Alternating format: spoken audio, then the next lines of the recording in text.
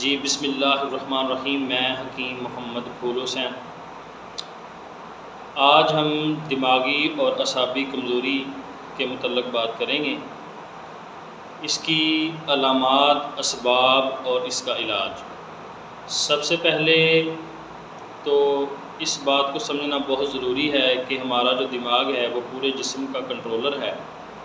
ہمارے جسم کا پورا نظام جو ہے وہ دماغ کے انڈر میں چل رہا ہے، چاہے وہ دل ہے، دماغ ہے، اعصاب ہے یا جگر ہے، ہمارا معدے کا نظام، تمام تر نظام جو ہے وہ ہمارا دماغ کے کنٹرول میں ہے۔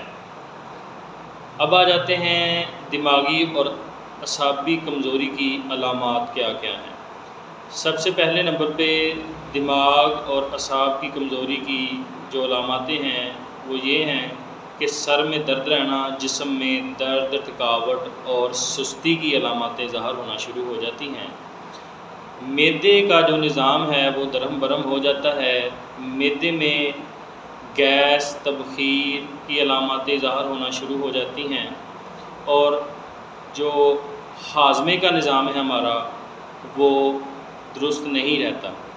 دوسرے نمبر پہ ہر وقت سستی رہنا، سر میں درد کا رہنا، بلڈ پریشر کا ہائی ہو جانا، یہ تمام تر علاماتیں دماغی اور اعصابی کمزوری کی ہیں۔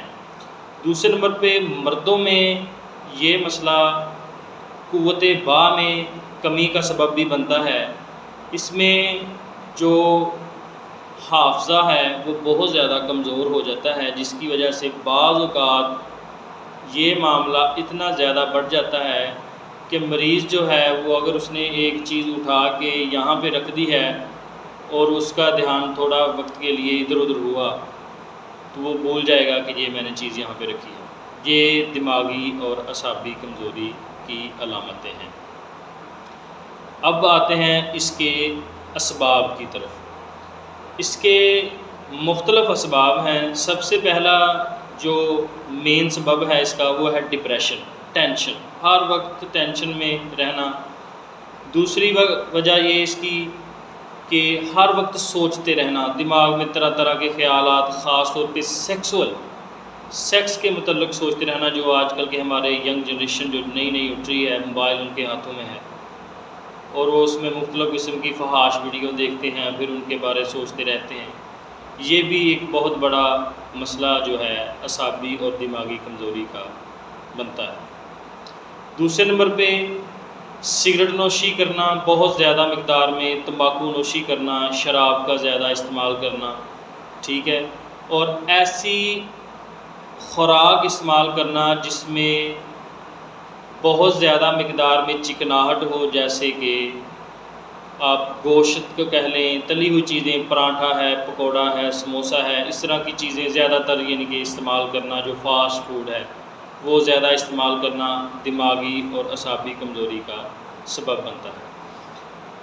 اس میں مریض جو ہے اس کا پورا جسم جو ہے وہ مفلوج ہو کے رہ جاتا ہے، پٹھے، کمر، ٹانگوں میں درد اور جسم کا ایک ایک حصہ جو ہے وہ مفلوج ہو کے رہ جاتا ہے۔ انسان ہر وقت سستی اور کاہلی کا شکار رہتا ہے۔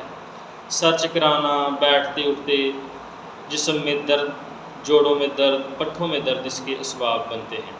اب آ جاتے ہیں اس کے علاج کی طرف۔ علاج اس کا بہت سمپل سا ہے۔ کرنا آپ نے یہ ہے کہ مغز بادام 125 گرام لے لینے ہیں، مغز کدو 125 گرام، مغز بادیان 70 گرام، خشخاش سفید 60 گرام اور کشنیز خشک آپ نے 60 گرام اور الائچی خرد 25 گرام اور کوزہ مشری جو ہے وہ 250 گرام آپ نے لے لینی ہے۔